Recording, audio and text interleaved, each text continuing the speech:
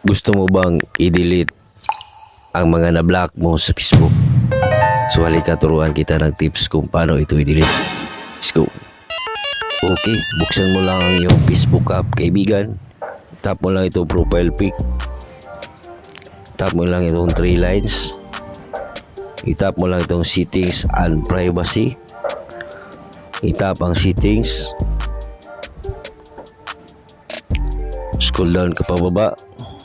Sundan mo lang, kaibigan. I-tap mo itong blocking.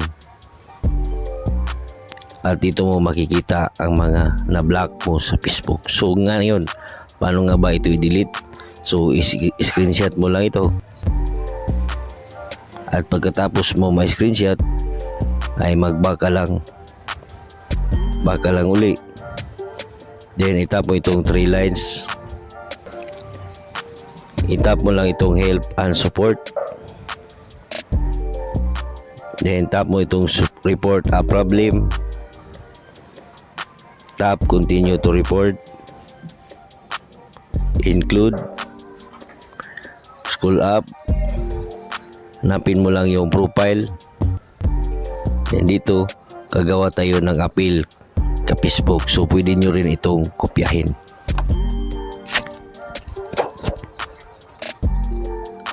Dear Facebook team, yan, I would like to delete blacklist on my account. Yan, without unblocking.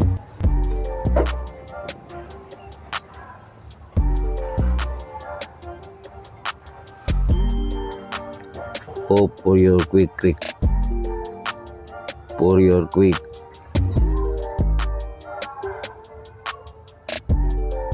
kopyahin nyo lang, kaibigan. Quick response. Yan.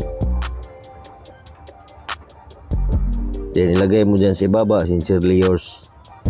So ilagay mo lang yung pangalan mo. So halimbawa yung ganon. So kumpletuhin mo lang. Then pagka ganyan, tap mo lang itong screenshot kay na-upload from phone. Then dito, daan mo lang. Then pagkadaan mo na yan, kaibigan, then itatap mo lang itong sign na tabano. So magantay ka lang na 3 to 5 days at mag-notify ito doon sa iyong Facebook account na i-delete ito ni Facebook.